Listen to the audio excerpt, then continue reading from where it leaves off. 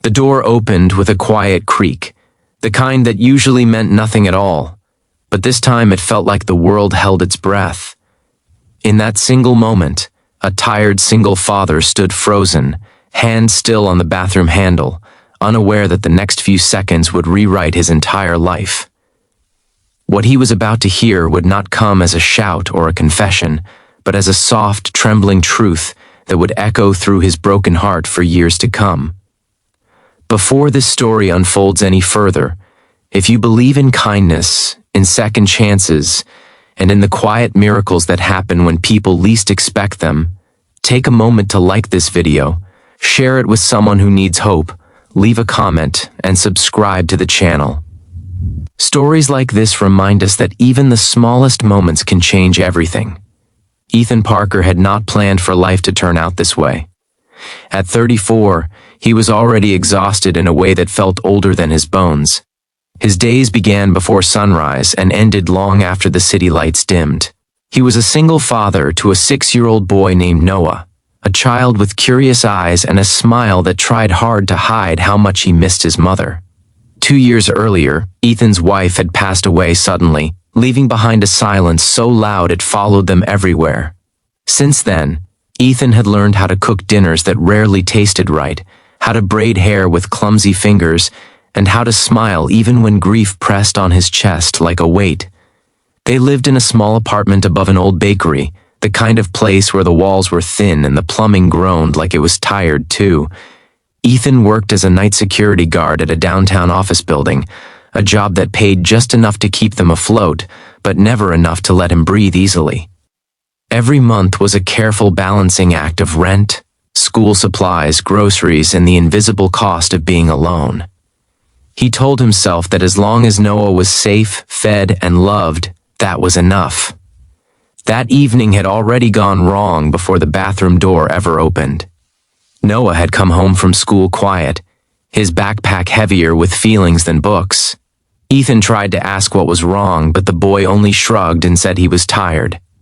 Dinner burned slightly on the stove as Ethan's thoughts drifted to unpaid bills and the way Noah sometimes stared at families in the park. When Ethan finally noticed smoke curling upward, he rushed to turn off the burner, heart pounding at how close he'd come to another small disaster.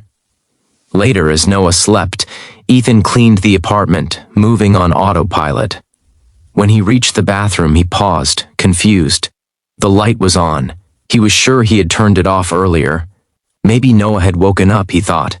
Without knocking, without thinking, Ethan opened the door. Inside stood a woman he did not recognize. She was leaning over the sink, her hands gripping the porcelain as if it were the only thing keeping her upright. Her hair was damp, her face pale, and her eyes lifted slowly to meet his, filled with a mixture of fear and relief that made Ethan's heart stutter. For a split second, his mind raced with panic, with questions about how a stranger could be inside his locked apartment. But before he could react, before he could speak, she said something that stopped him cold. She said she was sorry, and that she had nowhere else to go. The words were not dramatic. They were not loud.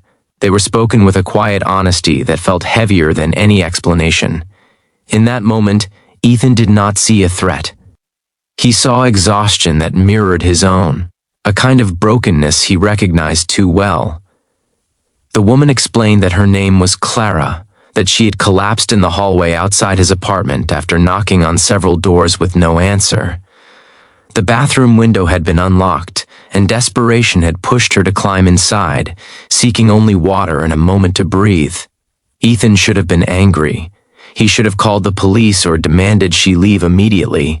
Instead, something inside him softened. He remembered nights when he felt one step away from falling apart, mornings when he wondered how much more he could carry. He remembered how strangers had once shown him kindness when he least expected it, bringing meals after his wife's funeral, watching Noah for an hour so Ethan could cry alone. Clara looked like someone who had run out of strength.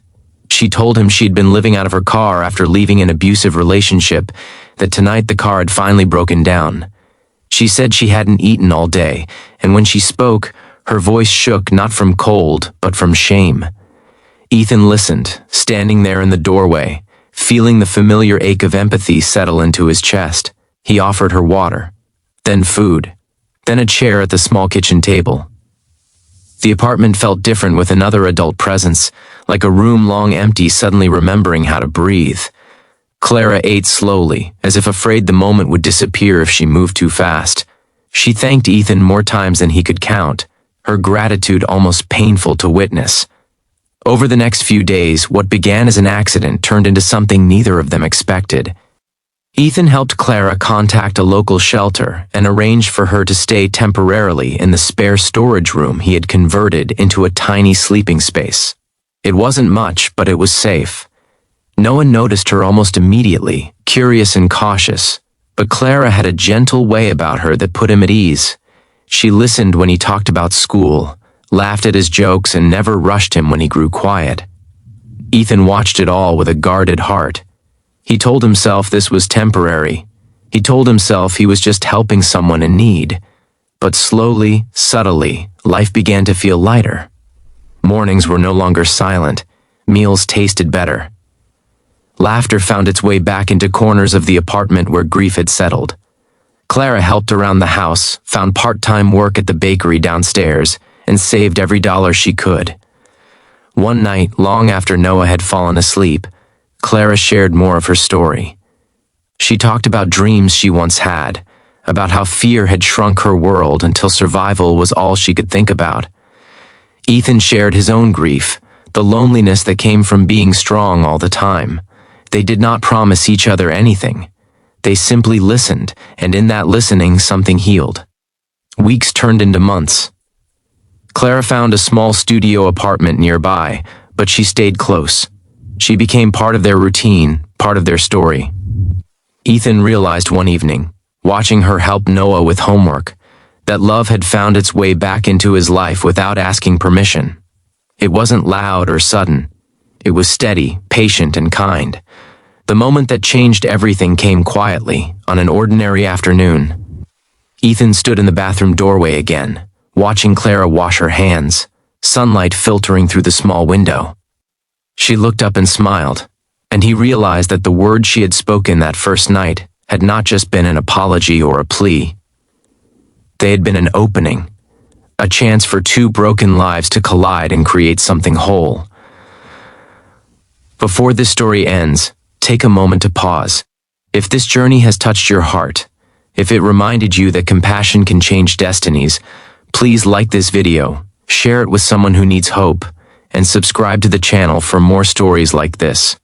And just before we close, leave a comment telling us whether you believe small acts of kindness can truly change lives. Ethan never forgot that night, the sound of the door opening, the fear and honesty in Clara's eyes. He learned that sometimes, life does not change through grand gestures or perfect plans, but through unexpected moments of humanity. A single dad opened a bathroom door, and a woman inside spoke a simple truth.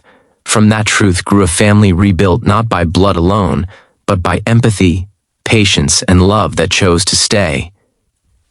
And in the end, that was more than enough.